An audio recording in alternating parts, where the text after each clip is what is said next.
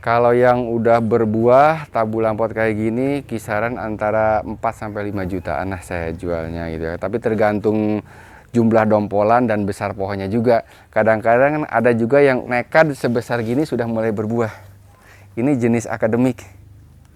Ini harga berapa? Kalau yang kayak gini sih kisaran antara. Untuk lari ke anggur ini, memang untuk anggur impor ini saya tertariknya dia tidak banyak memakan tempat. Jadi walaupun ibaratnya tanaman di atas itu rapat, pohonnya itu banyak, tapi di bawah itu tidak mengganggu ruang gerak orang. Seperti pohon jambu mungkin kalau terlalu rapat kan cabang samping-sampingnya banyak. Tapi kalau untuk pohon anggur kan cukup satu pohon, naik ke atas, rimbunnya di atas, dan itu lebih simpel kalau menurut saya gitu kan. Lebih bersih juga gitu kan. Bisa bawahnya buat yang kecil atau tanaman yang lain juga bisa ya, karena dia tidak memakan banyak tempat kalau untuk pohon anggur. Satu begitu, kedua juga mungkin dari segi buah anggur itu lebih familiar gitu kan. Dari semua kalangan siapa sih yang tidak kenal dengan buah anggur? Sekarang saya budidaya buah anggur ini yang pertama ya saya tertarik dengan rasa buahnya karena keluarga saya juga memang suka makan buahnya. Di samping itu juga ya alhamdulillah kita bisa budidaya bibitnya juga, bisa kita jual juga bibitnya gitu ya kan. Termasuk yang udah besar kayak tabu lampot itu juga kita siapkan. Ini tabu lampotnya jenisnya juga lebih beragam, dan ini usia tanamnya itu sekitar 4-5 bulanan dari tanam dari bibit. Udah mulai keluar bunga juga, ada yang pentil buah. Ini yang tabu lampotnya. Apa ini Om, anggur jenis apa? Ini Cleopatra. Kalau yang ini CRP, sama ini juga CRP. Bagian ada yang udah mulai berbuah, buah perdana. Apa ini Om? Ini jenis trans. Pakai GA3 ya Om? Tidak, ini alami. Saya belum pernah pakai GA3. Enggak pernah ya? Nggak pernah. Yang di akademik itu juga nggak pernah? Nggak akademik, walaupun itu juga Everest, tidak pernah. Tapi alhamdulillah bisa. Kayak cabai lonjong itu loh. Iya. Trans nih? Ini trans. Biasanya bulat Om. Iya kan? Agak ini. Tapi kalau udah berisi kayak begini juga sih. Ini trans juga Om. Itu kalau udah. Ini kan agak tadinya juga lancip juga. Tapi lebih lancip itu loh. Lebih lancipan itu. Sama sih satu indukan ini. Ini media tanam sama yang di grounding tadi sama tabu lampot ini beda atau sama? Bedanya ini lebih porosan. Kalau tadi itu 1:1, kalau ini 1:2. Tanahnya cuma 1, sekamnya 2. Bisa diulang Om? Apa aja? Kalau yang untuk di grounding tadi itu kan saya pakai perbandingan arang sekam, tanah, pupuk kandang itu 1:1. Kalau untuk di tabu lampot ini saya pakai tanah 1, sekam 2, pupuk kandang 1. Penyiraman gimana Om? Penyiramannya 2 hari sekali Om. 2 hari sekali ya? 2 hari sekali saya siramnya. Berapa gayung atau berapa? Kalau ngelihat ukuran juga Om, kalau memang udah ukuran pot, ukuran diameter 50 ini saya kasih kurang lebih sekitar 3-4 liter. Sekali siram ya? Sekali siram.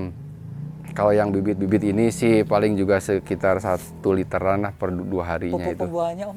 Pupuk pembuahannya sama sih. Kalau untuk pembuahan dari mulai 0 tanam sampai usia 4 bulan itu saya berikan pupuk kandang sama NPK. Setelah 4 bulan saya berikan MKP sama KNO putih.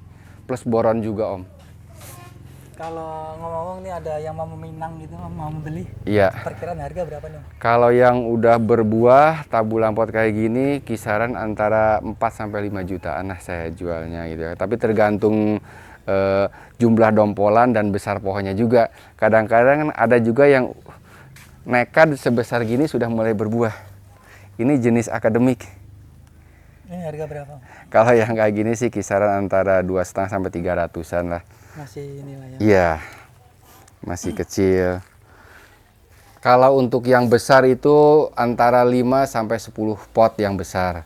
Kalau bibit emang kebetulan stok bibit kita cukup dan kita sudah punya penjual-penjualnya, jadi tinggal nyuplai aja ke antar teman gitu. Kalau untuk per bulannya rata-rata untuk bibit itu kita hampir 200 bibit per bulannya.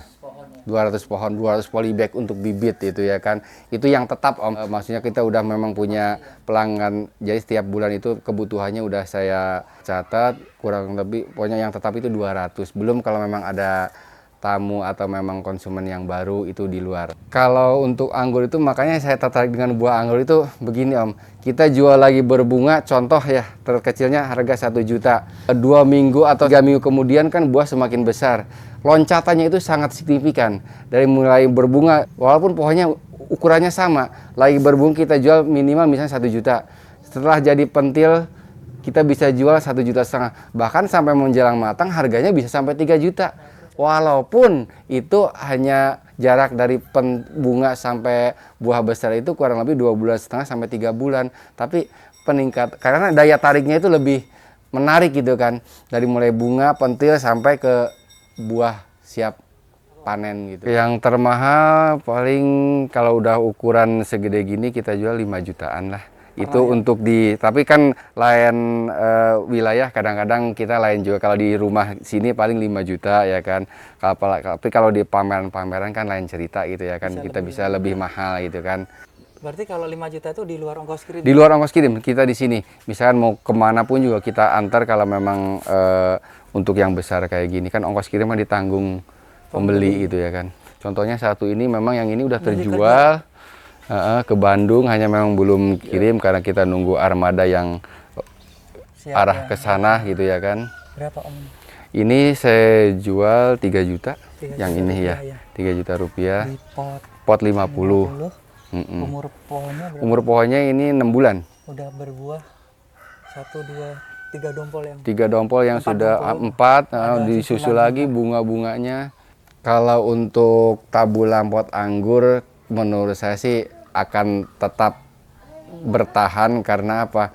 Tidak semua orang bisa membuahkan tabulan. Kalau jual bibit mungkin banyak ya kan, mungkin bisa, tapi untuk ngebuahkan apalagi orang-orang yang super sibuk sekarang ini kan tidak punya waktu untuk merawat anggur, inginnya instan, langsung adem, tanam, berbuah, nggak lama kemudian bisa panen gitu ya kan. Jadi ya kita tetap, karena untuk tabulan pot ini kita sudah punya marketer sendiri gitu ya kan. Sebelum COVID kan kita sering ikut promo event di mana-mana, jadi ya kita memang sudah punya pasar tersendiri kalau untuk tabulan pot. Iya. Oke, kita coba untuk jenis Lipia ini yang rasanya manis. Coba kita makannya sambil duduk. Iya, boleh Om. Iya. Untuk jenis Lipia ini walaupun belum terlalu matang tapi rasanya sudah manis. Dan ini anggur favorit keluarga saya gitu ya kan. Iya, kita coba ya Om ya. Siap. Bismillahirrahmanirrahim. Gimana? Sangat crispy, Iya. rasanya manis, tidak lembek. Pokoknya favorit keluarga saya deh untuk jenis Lipia ini. Iya, Makanya sampai kemarin pernah panen, ya bukan dibilang panen lah ya, panen agak lebih banyak.